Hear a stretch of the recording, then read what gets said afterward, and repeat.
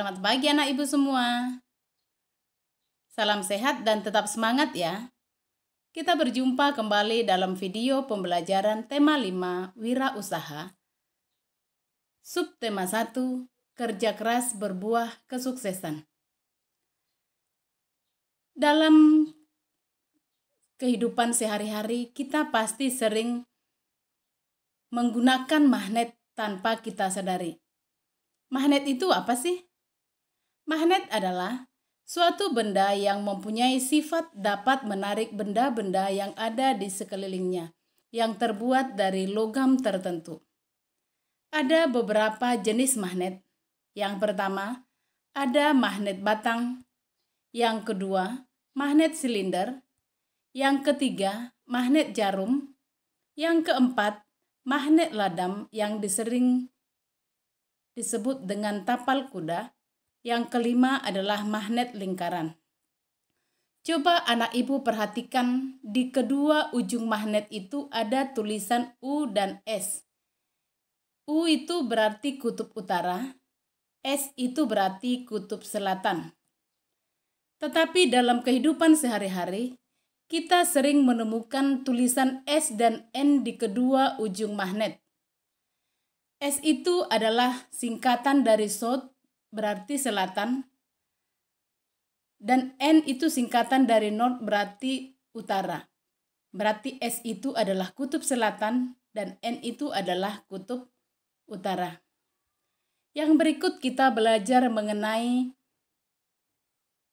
perbedaan magnet berdasarkan daya magnetisnya. Yang pertama, ada yang disebut dengan paramagnetik. Paramagnetik adalah jenis magnet yang mempunyai daya magnet lemah.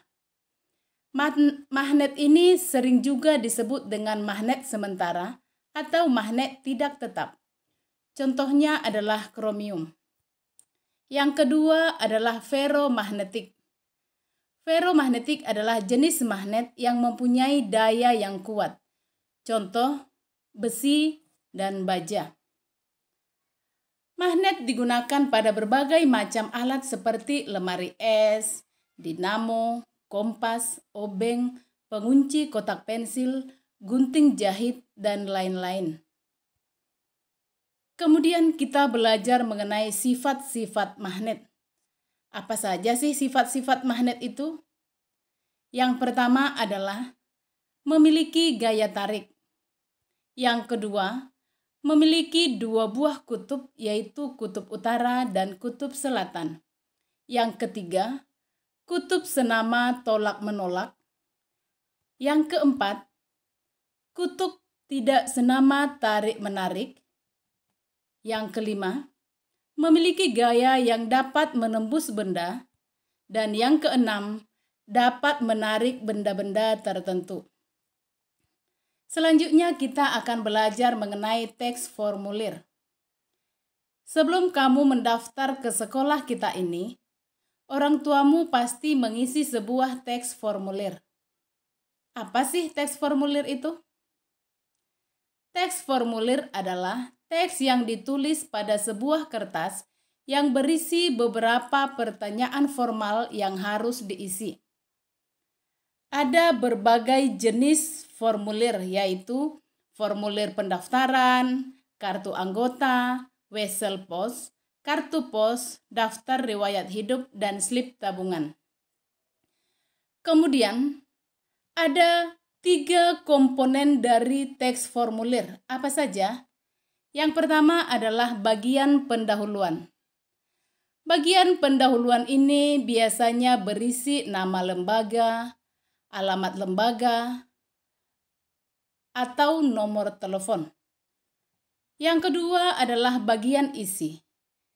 Bagian isi yang harus kita isi adalah nama lengkap, jenis kelamin, agama, pendidikan, alamat, nama orang tua, hobi, atau keterangan-keterangan penting lainnya.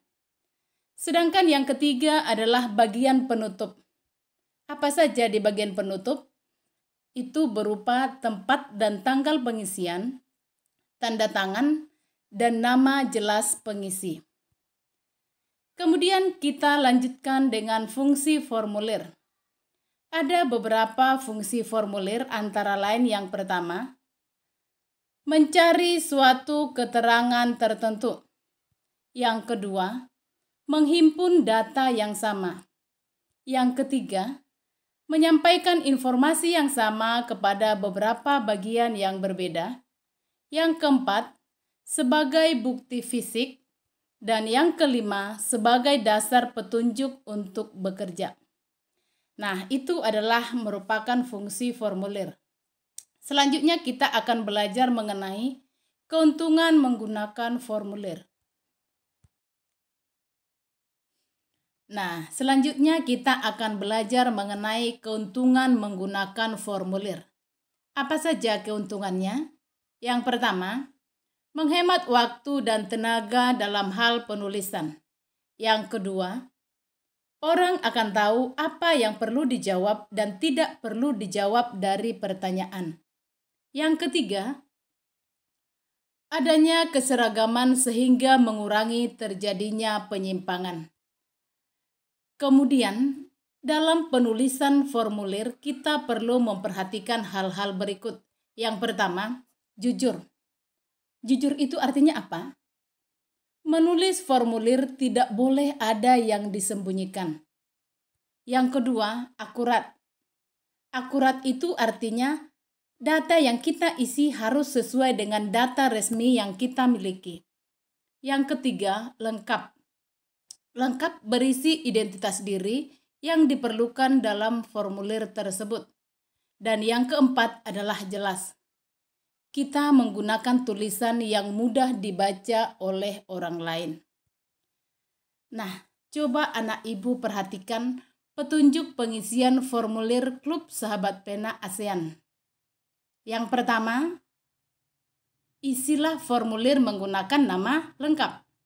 Yang kedua, isilah formulir menggunakan huruf besar. Kemudian tulis alamat rumah secara lengkap dengan mencantumkan kode pos. Kemudian yang keempat, tulislah alamat sekolah secara lengkap dengan menggunakan kode pos. Yang kelima, tulislah tujuan mengikuti klub. Dan yang keenam, tanda tangan disertai dengan nama lengkap. Nah, coba anak ibu perhatikan formulir itu. Di situ kamu bisa tuliskan nama lengkapmu tadi. Semua data-data di situ harus ditulis dengan rapi, ya. Kemudian kita selanjutnya akan belajar mengenai reklame. Reklame adalah alat untuk menawarkan, mempromosikan, memperkenalkan barang-barang hasil produksi atau jasa kepada masyarakat dengan menggunakan gambar dan kata-kata yang menarik. Adapun tujuan reklame adalah agar suatu produk dapat dikenal oleh masyarakat dan memiliki keinginan untuk membelinya. Tetapi dalam bereklame ada etika yang harus diterapkan. Yang pertama, menggunakan bahasa yang baik. Artinya, menggunakan bahasa yang dapat menarik perhatian banyak orang dan tidak boleh menyinggung pihak lain. Yang kedua, tidak berbohong atau jujur. Artinya, harus mengatakan sesuai apa adanya. Misalnya, harus jujur dengan keadaan produk yang ditawarkan. Yang berikut adalah contoh reklame. Contohnya berupa poster, spanduk, brosur, selebaran, logo, baliho, dan embalase. Sekarang ini kita mau belajar tentang logo.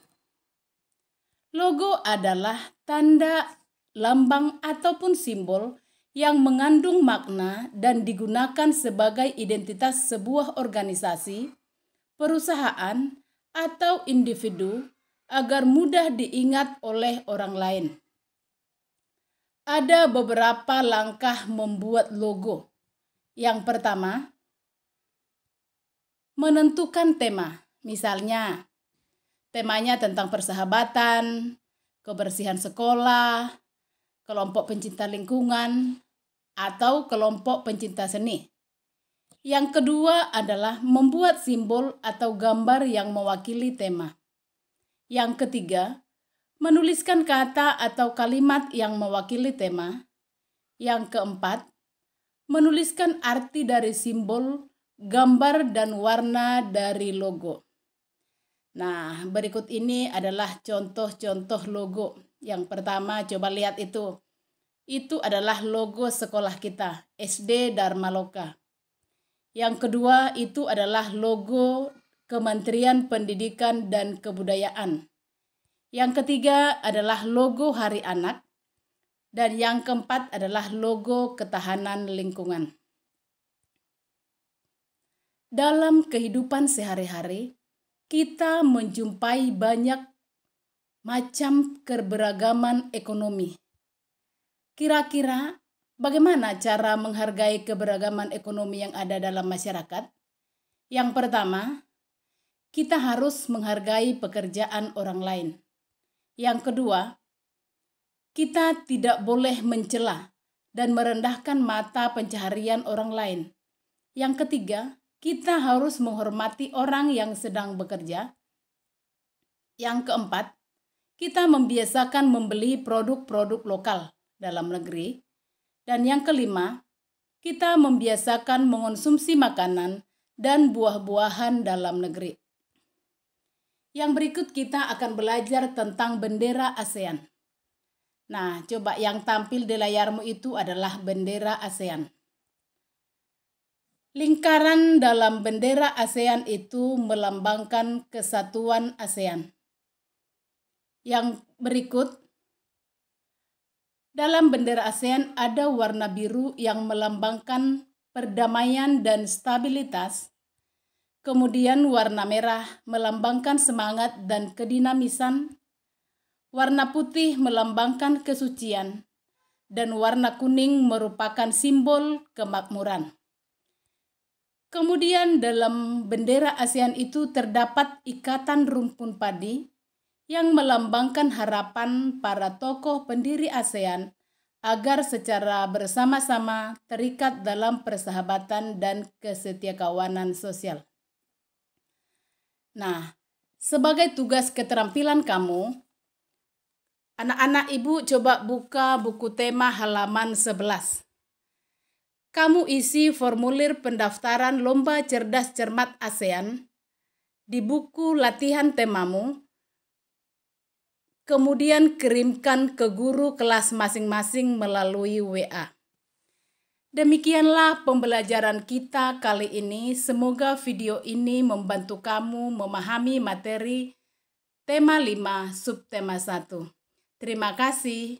Tetap semangat ya anak-anak ibu.